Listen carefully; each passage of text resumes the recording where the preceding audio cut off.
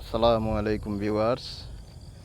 আমরা আজকে 10 মুহররম তারিখে ইমাম হুসাইন আলাইহিসসালামের কারবালার শাহাদত বিষয়ে সংক্ষিপ্ত একটু পর্যালোচনা করার চেষ্টা করছি। ইমাম হুসাইন আলাইহিসসালাম 61 হিজরিতে 10ই মুহররম তারিখে কারবালার প্রান্তরে আহলে বায়াতে রসুল সদস্যদেরকে নিয়ে তিনি শাহাদত বরণ করেন। ইমাম হুসাইন রাদিয়াল্লাহু আনহু কারবালার প্রান্তরে হাজির হওয়ার পূর্বে তিনি রওজা মুবারকে গিয়ে হাজির হয়েছিলেন এবং আমাদের প্রিয় নবী হযরত মুহাম্মদ সাল্লাল্লাহু আলাইহি ওয়াসাল্লাম তাকে সরাসরি নির্দেশ দিয়েছিলেন যে আমার উম্মতের নাজাতের জন্য তুমি কারবালার প্রান্তরে গিয়ে হাজির হও এবং সেখান থেকে সোজা আমার কাছে চলে আসো। যাই হোক, তিনি আমাদের প্রিয় নবী হযরত মুহাম্মদ সাল্লাল্লাহু আলাইহি ওয়াসাল্লামের এই নির্দেশে কারবালার প্রান্তরে গিয়েছিলেন। আর বাহ্যিক দৃষ্টিতে আমরা যতটুকু জানি যে কুফাবাসী তাকে দাওয়াত দিয়েছিল বায়াত গ্রহণ করার জন্য, আর সেই জন্য তিনি গিয়েছিলেন, এটা আমরা সামাজিক দৃষ্টিতে জানি। কিন্তু প্রকৃত অর্থে তিনি ইসলাম প্রতিষ্ঠার জন্য, সত্য প্রতিষ্ঠার জন্য কারবালার প্রান্তরে গিয়েছিলেন এবং আহলে বায়াতে রসুলের সদস্যদেরকে নিয়ে তিনি শাহাদত বরণ করেন। এই শাহাদত বরণের মুখ্য উদ্দেশ্য ছিল ইসলাম রক্ষা করা, সত্য প্রতিষ্ঠা করা, উম্মতের নাজাতের জন্য তিনি এ কাজ করেছিলেন। আমরা জানি যে সাধারণত কোনো অলি আউলিয়াগণ,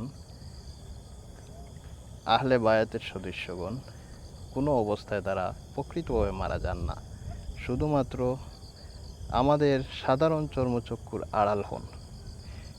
আমরা যারা ইসলামের ইলমে তাসাউফ চর্চা করি তারা জানি যে মুরাকাবা মুশাহেদার মাধ্যমে অলি আউলিয়াগণ পাক পাঞ্জাতনের সদস্য অর্থাৎ আহলে বায়াতের সদস্যদের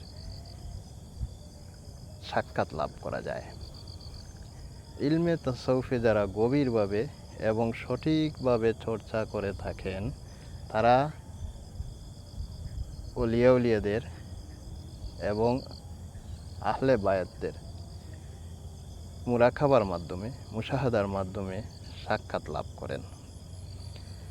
এ বিষয়টা একটু জটিল, আসলে সবাই জানার কথা নয়, কিন্তু তারপরেও এ বিষয়ে যাদের মোটামুটি অভিজ্ঞতা আছে বা জানা আছে তারা এটা বুঝতে পারেন, আর যার জানা নাই সেই বিষয়ে তো আসলে বোঝার কথাও নয়। কারবালার প্রান্তরের এই মর্মান্তিক ঘটনার আরও কিছু কারণ রয়েছে। এর মধ্যে সবচেয়ে বড় কারণ হলো ইসলামের মধ্যে মুনাফিক রয়েছেন। এই মুনাফিকের পরিচয় পাওয়া যায় এর মাধ্যমে, কারণ ইমাম হুসাইন রাদিয়াল্লাহু আনহু ছিলেন ইমানের কেন্দ্রবিন্দু। তারপরও দেখা যায় যে এজিদ এবং তার অনুসারী যারা মুনাফিক ছিল, যদিও নামে মুসলমান ছিল, কিন্তু তারা এই মর্মান্তিক ঘটনা, যে ঘটনা বলি মোটামুটি কম বেশি সকলের জানা আছে, সেই ঘটনাটা তারা ঘটিয়েছে। আসলে এটা প্রকৃত কোনো মানুষের দ্বারা এই ঘটানো সম্ভব নয়, কিন্তু তারা ঘটিয়েছে। এই ঘটনাগুলো ঘটানোর মাধ্যমে তাদের পরিচয় পাওয়া গেল এবং পরবর্তী সময়েও এজিদ এবং তার অনুসারী হয়ে যারা মুনাফিক আছে তাদেরও পরিচয় পাওয়া সম্ভব। তাই ইমাম হুসাইন রাদিয়াল্লাহু আনহুর অনুকরণের মাধ্যমে প্রকৃত মুমিন মুসলমান যারা তাদের শান্তি খুঁজে পায়, যেহেতু ইমানের কেন্দ্রবিন্দু ইমাম হুসাইন রাদিয়াল্লাহু আনহু। আমাদের প্রিয় নবী হযরত মুহাম্মদ সাল্লাল্লাহু আলাইহি সাল্লাম ইমাম হুসাইন সম্পর্কে বলেছেন যে আমি হুসাইন হতে আর হুসাইন আমার থেকে